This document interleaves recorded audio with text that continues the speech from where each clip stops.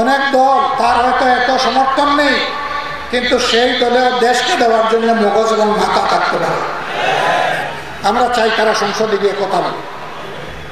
Peer system না হলে দেখা যাচ্ছে একজন পেয়েছে 41% ভোট, আরেকজন পেয়েছে 40% ভোট। 41% পেয়ে 218 আসন, আর 40% পেয়ে মাত্র 70 আসন।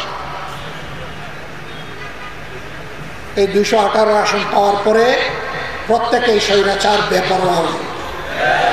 তখন আর মানুষকে মানুষ গণ্য করে না, তখন জনগণের সেবক মনে করে না, তখন দেশের মালিক হয়ে বসে।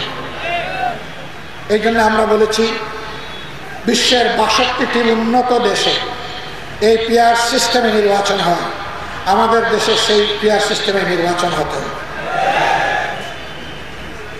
এতে যদি কেউ মন খারাপ করেন, বুঝতে হবে তাদের মতলব সুবিধাজনক নয়। আমরা আশা করি যুক্তিসঙ্গত এই দাবি তারা মেনে নেবে। বিভিন্ন আসনে যখন নমিনি দেওয়া হয়, তখন পেশি শক্তি আর কালো টাকার বলে ভোটকে প্রভাবিত করে অযোগ্য সন্ত্রাসীরা অনেক জায়গায় তারা নির্বাচিত হয়ে আসে। আমরা দেশের জনগণকে কথা দিচ্ছি, আমাদেরকে সামাজিক আন্দোলন গড়ে তুলতেই হবে।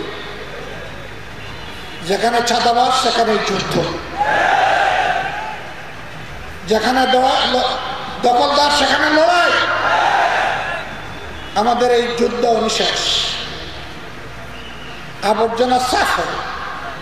বাংলাদেশ দুর্নীতি এবং দুঃশাসন মুক্ত একটি দেশ না হওয়া পর্যন্ত আমাদের এই যুদ্ধ, এই লড়াই অব্যাহত থাকবে।